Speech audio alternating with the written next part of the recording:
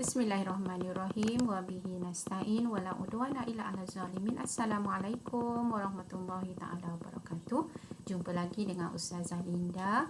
Hari ini insya-Allah kita akan sama-sama membincangkan bidang adab pelajaran ke-23 yang bertajuk khauf dan roja.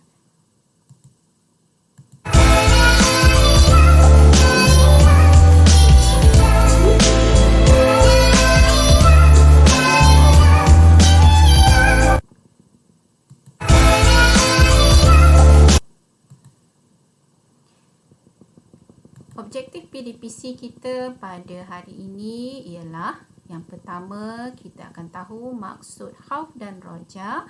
Yang kedua, dalil nakli.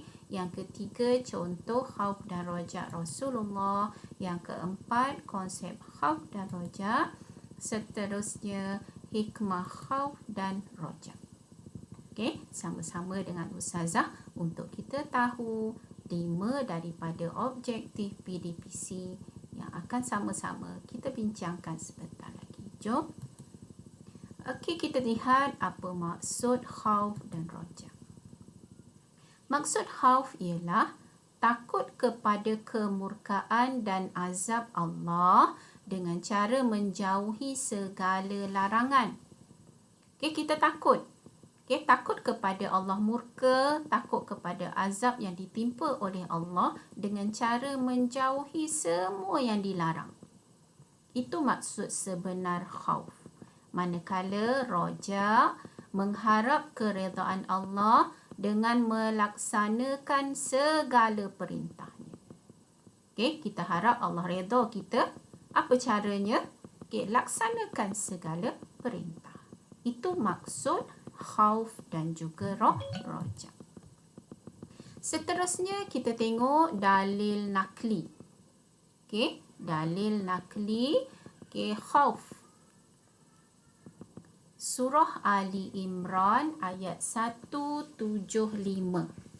Okey, surah Ali Imran ayat 175. A'udzubillahi minasyaitonirrajim. Bismillahirrahmanirrahim. Fala takhafuhum wa khafuni in kuntum mu'minin. Yang bermaksud, maka janganlah kamu takut kepada mereka, tetapi takutlah kepadaku jika kamu memang orang yang beriman. Manakala dalil bagi roja, surah As-Sajdah ayat 16. A'udzubillahi minasyaitonirrajim. Tatajafa junubuhum 'anil madaji'i yad'una rabbahum khaufan wa tama'a wa mimma razaqnahum yunfikun. Yang bermaksud, mereka menjauhkan diri daripada tempat tidur dan sentiasa berdoa kepada Tuhan mereka dengan perasaan takut serta penuh harap, dan mereka mendermakan sebahagian daripada apa yang kami rezekikan kepada mereka. Demikian ialah dalil nakli bagi khauf dan juga roja. Kita lihat bagaimana cara mendapatkan khauf dan roja. Okey, cara mendapatkan khauf dan roja. Okey, khauf, caranya untuk mendapat rasa takut kepada Allah ialah dengan cara bergaul dengan ulama dan salihin. Bergaul dengan orang-orang yang baik. Insya-Allah kita juga akan merasakan ketakutan untuk melakukan apa yang Allah larang. Yang kedua, sentiasa ambil iktibar dan pengajaran daripada kisah umat yang terdahulu. Kita ambil iktibar daripada kisah umat yang terdahulu kerana kita lihat umat yang terdahulu kebiasaannya andai kata mereka mereka melakukan perkara-perkara yang dilarang oleh Allah. Allah bayar cash terhadap dosa dan kesalahan mereka tersebut. Sentiasa bertaubat. Sentiasa bertaubat sentiasa ingat mati. Okay, itu antara cara untuk kita mendapatkan khauf, rasa takut kepada Allah. Kita lihat pula cara untuk mendapatkan raja ataupun pengharapan keredaan daripada Allah ialah bermujahadah, menentang hawa nafsu kita, lawan hawa nafsu. Yang kedua, laksanakan amal ibadah dengan kesungguhan. Buat amal ibadah dengan bersungguh-sungguh, bukan terpaksa, bukan untuk mengharap pujian dan juga tidak putus asa dengan merayu dan berintih kepada Allah. Kita insan yang lemah, okay? Memang sepatutnya kita merayu dan merintih kepada Allah tanpa kenal erti putus asa.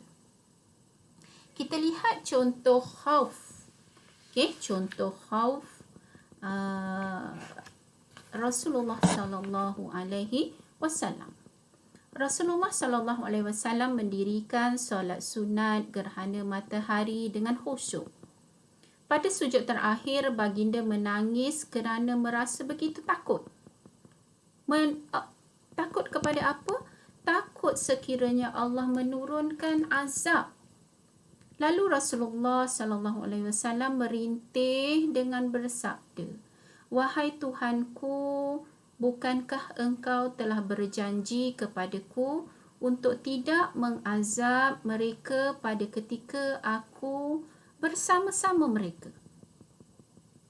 Tuhanku, bukankah engkau telah berjanji kepadaku untuk tidak mengazab mereka apabila mereka memohon ampun? Sekarang kami sedang memohon ampun kepadaku. Okay, demikian contoh khauf Rasulullah sallallahu alaihi wasallam, Sunan Abu Daud, Kitab As-Salah. Okay, kita lihat pula contoh yang kedua, iaitu contoh raja, yang mana Rasulullah sallallahu alaihi wasallam menziarahi seorang lelaki yang terlantar sakit. Okay, Rasulullah sallallahu alaihi wasallam bertanya tentang perasaan lelaki tersebut pada ketika itu. Lelaki tersebut memberitahu bahawa baginda sangat mengharapkan rahmat Allah dan merasa sangat takut akan dosa-dosa yang pernah dilakukannya. Lalu Rasulullah sallallahu alaihi wasallam bersabda, "Tidak berhimpun kedua-duanya dalam hati seseorang hamba Allah pada ketika itu, melainkan Allah memberikan apa yang diharapkan dan menyelamatkannya daripada apa-apa yang ditakutinya." Bahawa di situ Allah akan memberikan apa yang dihajati oleh lelaki yang tengah terlantar sakit tersebut. Demikian contoh khauf dan juga raja. Sekarang kita lihat pula bagaimana sebenarnya konsep khauf dan raja. Yang pertama, rasa takut kepada Allah bukanlah setakat rasa takut sahaja tanpa diiringi oleh tindakan yang selari dengan syarak. Takut, seterusnya kita buat sesuatu tindakan yang memang agama ataupun memang diperintah oleh syariat kita. Yang kedua, kita harap keredaan Allah dengan melakukan ibadah serta jauhi maksiat. Kerana dengan melakukan amal ibadah dan menjauhi maksiat inilah hanya redha Allah akan hadir pada kita. Yang ketiga, ganjaran syurga Allah itu menjadi motivasi untuk kita supaya makin hampir dengan Allah, supaya melakukan perkara-perkara dan amal-amal yang mendekatkan diri kita kepada Allah. Manakala yang keempat, perasaan khauf, takut kepada balasan neraka menjadikan ia benteng untuk kita membuat apa-apa saja maksiat.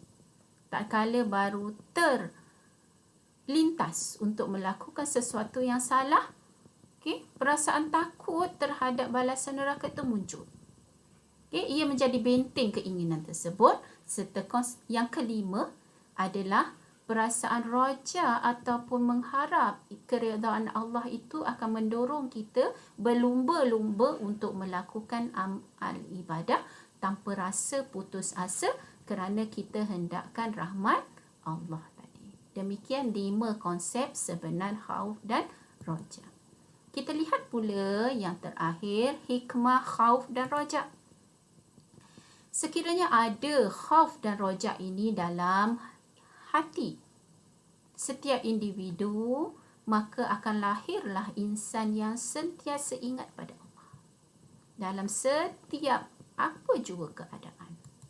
Yang kedua, akan lahir seorang individu, seorang insan yang bersungguh-sungguh dalam pekerjaan kerana yakin apa yang dia buat Allah akan nilai, Allah akan lihat dan Allah akan beri ganjaran yang sewajarnya.